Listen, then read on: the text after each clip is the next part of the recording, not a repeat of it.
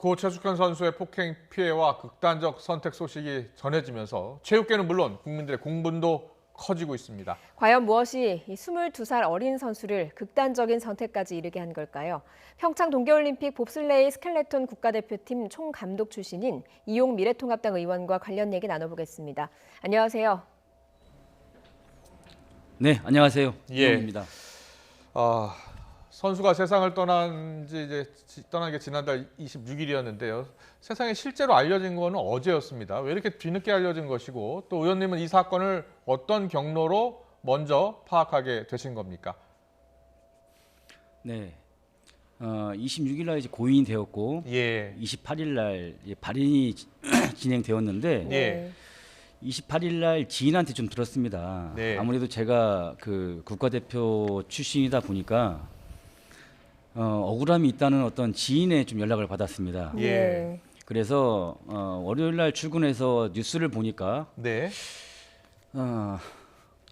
투신 자살을 하고 이제 고인이 됐는데도 불구하고 기사 한 줄이 참 안 났습니다. 예. 이게 도대체 무엇이 잘못됐는지 그래서 이제 진위 여부 파악에 들어가서 이렇게 시작이 된 것 같습니다. 네. 스포츠인 출신으로서 이번 고 최숙현 선수의 사망 소식이 더 충격적으로 느껴지셨을 것 같습니다. 이 사건의 전모를 네네. 들으신 후에 어떤 심정이셨는지요? 처음에 저도 이제 두 아이의 아빠고 예. 그 두 딸을 가진 아빠인데 예. 너무나 참 침통했습니다. 이 최숙현 선수가 극단의 결정을 진 데까지 얼마만큼 마음이 좀 아팠을까. 또한 이제 극단의 선택을 했을 때 부모님들의 마음이 어떻을까라는 생각을 했을 때는 예.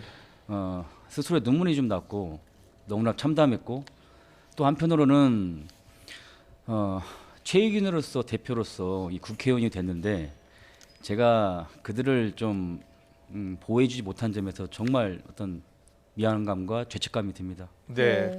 참 부모님들이 얼마나 가슴이 아프셨을까요? 그 고 최숙현 씨가 부모님께 보낸 카톡 내용을 좀 전에 보여드렸는데 엄마 사랑해, 네네. 그 사람들 죄를 밝혀줘 이런 카톡을 보냈더라고요.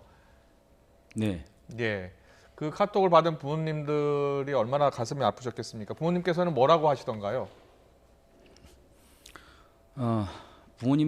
어머님은 이제 충격으로 병원에 입원하셨고 예. 아버님은 눈물을 흘리시면서 마음이 마지막으로 지푸라기를 잡는 심정으로 얘기를 하신다 하시더라고요. 예.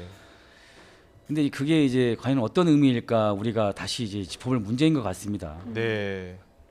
예, 지푸라기라도 잡는 심정이다 이렇게 이야기를 하셨는데 사실 보도 이후에 가혹행위에 대한 국민적인 공분이 큰 상황입니다. 청와대 게시판에는 억울함을 좀 풀어달라 이런 청원도 올라왔거든요. 또 문 대통령도 재발이 없도록 철저한 조사와 대책을 문체부에 지시했다 이런 소식도 전해졌습니다. 사전에 이런 피해를 막지 못한 안타까움이 큰데 어떻게 생각을 하시는지요? 저도 최의인이지만 너무나 참담합니다. 네. 왜 꼭 소잃고 외양간을 고치는지 미리미리 좀 대책을 좀 하면 어떨까라는 생각이 듭니다. 예. 근데 그건 제가 생각했을 때 네. 관심인 겁니다. 관심. 예. 지속적인 관심이 좀 필요한데 예. 항상 어떻게 보면 사고가 일어나고 나서 모든 것을 헤쳐나가려고 하는 어떤 그런 생각들이 좀 잘못된 인식인 것 같습니다. 예. 그래서 제2의 최숙현 선수가 나오지 않도록 예. 좀 더 계속적인 주기적으로 좀 관심을 가져줬으면 하는 마음입니다. 네, 예. 맞습니다. 그래야죠. 후속 대책 마련해 놓고도 지키지 않으면 다 무용지물이 됩니다. 예. 여기서 YTN이 이 고 최숙현 선수 유족으로부터 입수한 녹취가 있습니다. 좀 듣고 질문 계속 이어가도록 하겠습니다. 운동을 불평하라고 마음 들고 알아하지도 않고 하는데 또 있잖아요. 편집할 때는 무슨 생각을 했노? 너무 많이 마셔. 미쳤잖아. 삶의 굶자. 오케이? 이게 잘못했었다. 우리 국민들의 책임지기로 했잖아. 이빨 연구가. 야, 그거 괜찮아. 내일부터 네뭐 쿵한 표정 보인다 하면 니는 가만 안 둔다 알았어? 네. 너를 좋아한단 말이야. 선생님들은 다 너를 응원하고 너를 다 좋아해. 근데 그 왜 거짓말을? 믿고 있단 말이야. 믿고 있다. 믿고 있다. 다 믿고 있다고. 네, 좀 그만 듣고 싶은데요. 예, 네. 너무 폭행이 너무 심한 것 같습니다. 그런데 의원님, 이게 그동안 축구, 쇼트트랙, 스피드 스케이팅, 유도 이 다른 종목들에서도 이런 폭행이 많았었어요. 이런 사건이 있을 때마다 대책이 나오고 하지만 지켜지지 않고 이게 근본적으로 어떤 문제가 있기 때문입니까?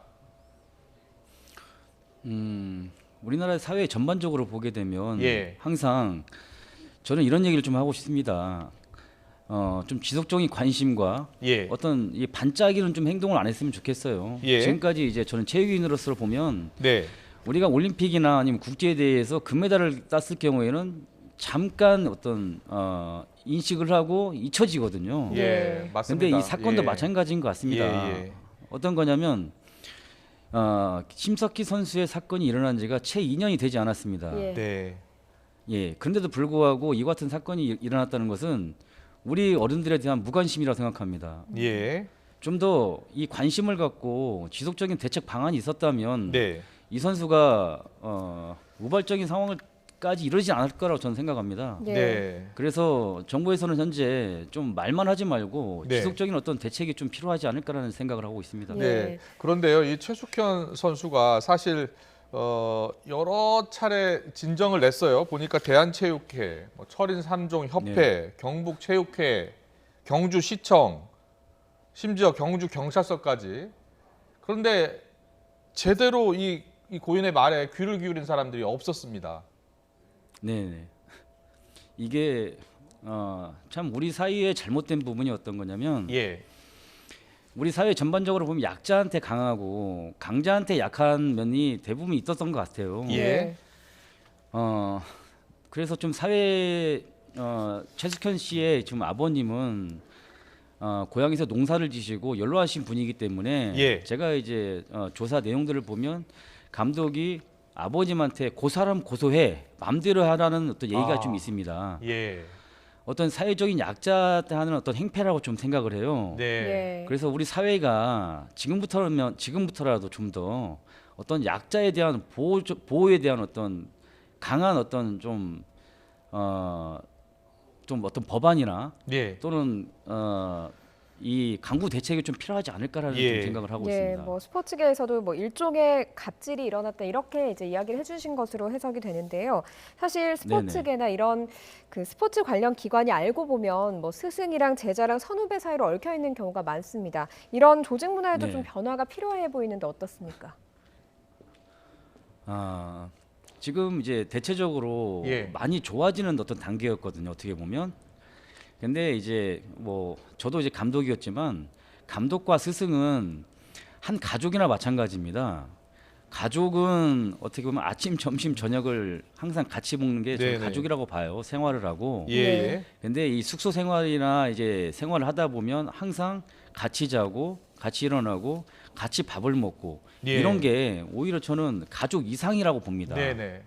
근데 이렇게 일어난 점에 대해서는 정말 저도 상상도 할 수 없는 일이 벌어진 것 같아요. 네네. 의원님도 이제 그 국가대표팀 총감독 출신이셨고요. 그래서 더 잘 아실 것 같은데 특히 비인기 종목 같은 경우에는 인권 침해 사건이 더 많은 것 같아요. 그렇지 않습니까? 이 사각지대에 놓인 네네, 것 같은데 맞습니다. 어떻게 이 비인기 종목 특히 이런 선수들을 보호해야 되겠습니까? 일단은 좀 인권센터가 좀 예. 활발하게 이루어져야 되고 예. 고 최숙현 선수 같은 경우는 비인기 종목 이제 철인 3종 경기였어요.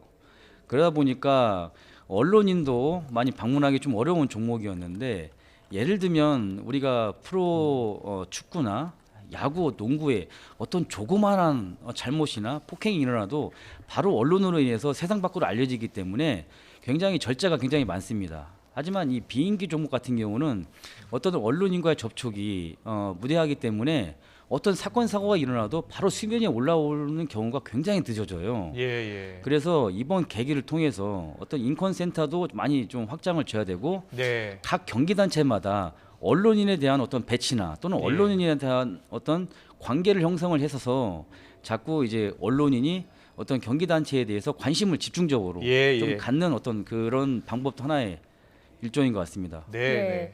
2차 피해가 있다는 의원님의 인터뷰를 봤습니다. 추가로 브리핑을 하신다거나 이런 계획이 있으신지요? 2차 피해라기보다는 2차 이제 피해자인데요. 예. 어제 2차 피해자를 좀 만나고 와서 예. 그 학생들의 얘기를 다 들었습니다. 예, 예. 근데 처음에 굉장히 많이 떨었고 그 선수들이 그 이유가 일단 보복을 당하지 않을까. 아.